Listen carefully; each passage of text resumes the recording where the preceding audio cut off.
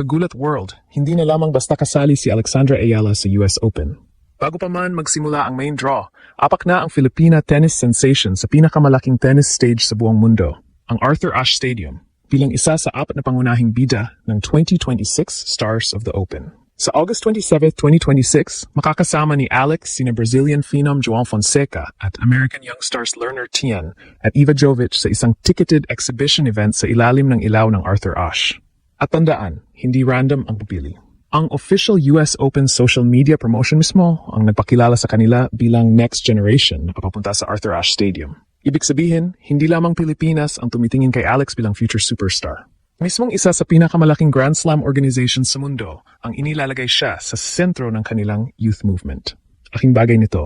Ang Arthur Ashe Stadium, ang pinakamalaking tennis stadium sa mundo, may mahigit 23,000 upuan at dito ginagawa ang pinakamalalaking laban, championship nights at iconic moments ng US Open.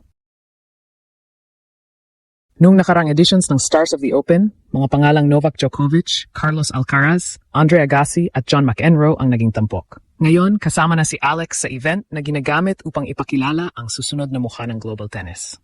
Alpa, bahagi ng proceeds ay mapupunta sa USTA Foundation. Kaya ang event na ito ay kombinasyon ng entertainment, charity, global exposure at symbolic endorsement.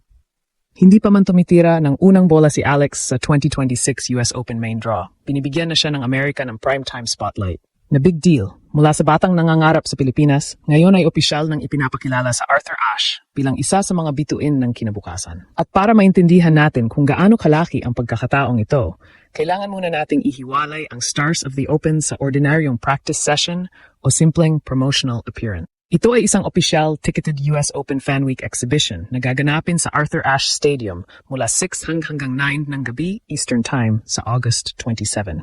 Hindi ito tagong court, hindi ito maliit na side event at lalong hindi ito basta photo opportunity. Ang venue mismo ang nagsasabi kung gaano kataas ang tingin ng organizers sa mga manlalarong kanilang pinili. He Stadium, ang pinakamalaking tennis stadium sa mundo, na may seating capacity na mahigit 23,000. Ito ang pangunahing arena ng US Open, ang lugar kung saan ginaganap ang pinakamalaking night matches, semifinals, finals at mga sandaling nagiging bahagi ng kasaysayan ng tennis. Kapag sinabi mong Arthur Ashe, hindi lamang court ang pinag-usapan. Ito ang American equivalent ng pinakamalaking entablado sa isang Grand Slam. Dito naririnig ang pinakamalakas na crowd, dito pinakamabigat ang pressure, at dito pinakamalawak ang global television exposure. Ilagay si Alex sa Arthur Ashe para sa isang event na ang mismong pangalan ay Stars of the Open. May malinaw na mensahe. Ang US Open ay hindi lamang tumitingin sa kanyang kasalukuyang ranking. Tinitingnan nila ang kanyang star potential, international following, personality, marketability, at kakayahang kumatawan sa bagong generation ng tennis. Ito ay isang editorial at promotional decision mula sa tournament. Sa dami ng pwedeng imbitahang players sa ATP at WTA Tours, 4 na kabataan ang piniling maging headline names: Alex Ayala, João Fonseca, Lerner Tien, at Iva Jovic. Rin ang mga kasamang pangalan ni Alex. Si Fonseca ay isa sa pinakamalaking young tennis attractions mula Brazil. Sina Tien at Jovic naman ay kabilang sa mga kabataang American players na natural na gustong itulak ng home Grand Slam. Ngunit sa gitna ng dalawang Amerikanong prospect at isang Brazilian phenomenon, naroon ang Filipina. Hindi galing sa traditional tennis superpower ang Pilipinas. Ngunit hindi iyon naging hadlang. Ang hatak ni Alex, ang kanyang mga breakthrough at ang napakalakas na suporta ng mga Pilipino sa iba't ibang bansa ay nagbigay sa kanya ng puwestong karaniwang nakalaan lamang sa mga player na pinaniniwalaang magiging malaking bahagi ng future ng sport. Mahalagang tingnan din ang official social media language ng US Open. Sa kanilang Instagram promotion, inilagay nila ang mensaheng ang next generation ay papunta sa Arthur Ashe Stadium, sabay banggit kina Fonseca, Jovic, Alex at Tien bilang headliners. Hindi ito linya mula sa isang Filipino fan page. Hindi ito gawa ng local media para lamang palakihin ang kwento. Ito ang sariling framing ng US Open. Sa madaling salita, kinikilala ng tournament si Alex bilang bahagi ng susunod na wave ng global stars. Wait din ang event.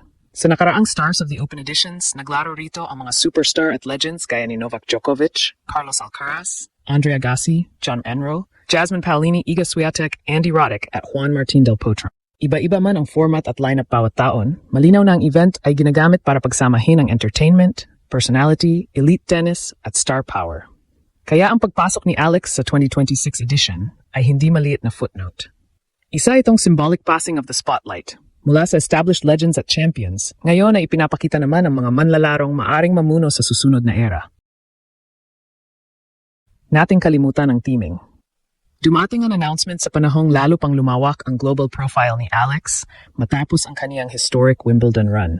Umabot siya sa 4th round, tinalo ang defending champion na si Iga Swiatek at naging isa sa pinakamalakas humatak ng online views at crowd attention sa tournament.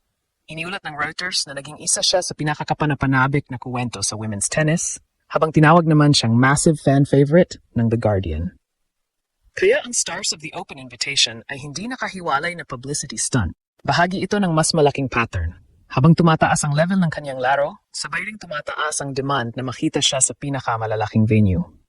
Ang kung bakit dapat seryosohin ng mga Pilipino ang moment na ito. Ang Arthur Ashe appearance ay hindi pa Grand Slam title at hindi rin garantiya ng championship run.